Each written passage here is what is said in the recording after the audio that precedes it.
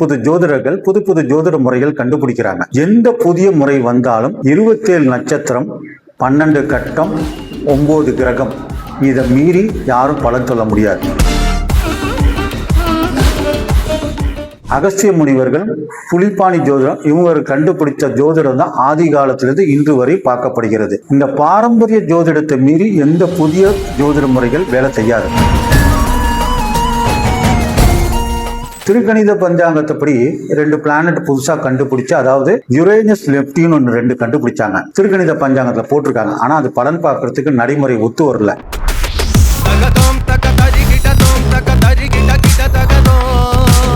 Welcome to marks 360.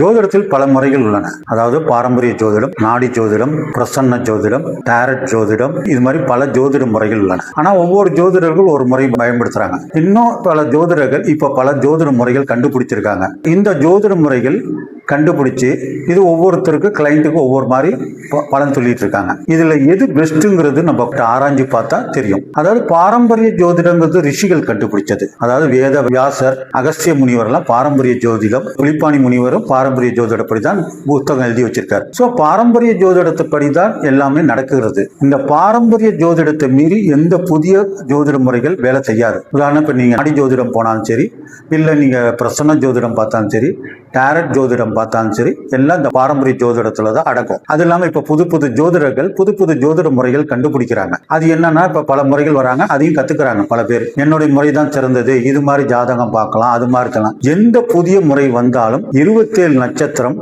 12 கட்டம், 9 கிரகம், இதை மீறி யாரும் பலன் சொல்ல முடியாது.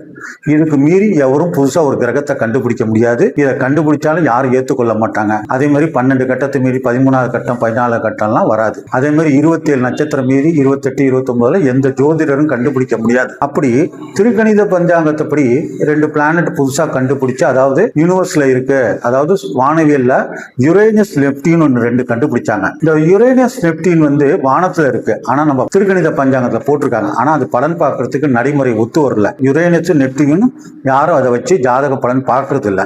ஆனா நம்ம என்ன பண்றோம், யுரேனஸ் நெப்டியூன் வானசாஸ்திர வானவியல்ல இருக்கு. அதனால ஜோதிடத்துல நீங்க எந்த முறை பார்த்தாலும் வேதிக் அஸ்ட்ராலஜி, அதாவது பாரம்பரிய ஜோதிடத்தை மீறி எந்த ஜோதிட முறையும் வேலை செய்யாது. அந்த பாரம்பரிய ஜோதிடத்துக்குள்ளதான் எல்லா ஜோதிட முறையில் அடங்கும்.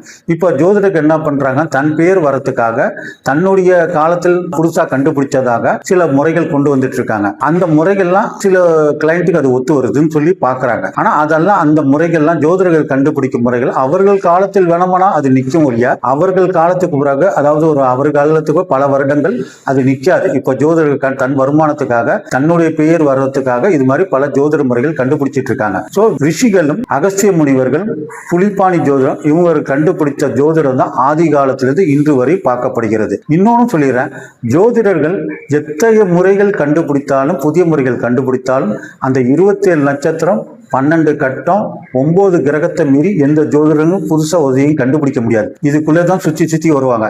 எந்த முறைப்படி பார்த்தாலும் இந்த பாரம்பரிய ஜோதிடத்துக்குள்ளதான் எல்லாரும் வந்தாகும். சோ என்னை பொறுத்தவரையும் எந்த பெஸ்ட்னா பாரம்பரிய ஜோதிடமே சிறந்தது என்று சொல்லி இந்த வீடியோவை முடித்துக் கொள்கிறேன்.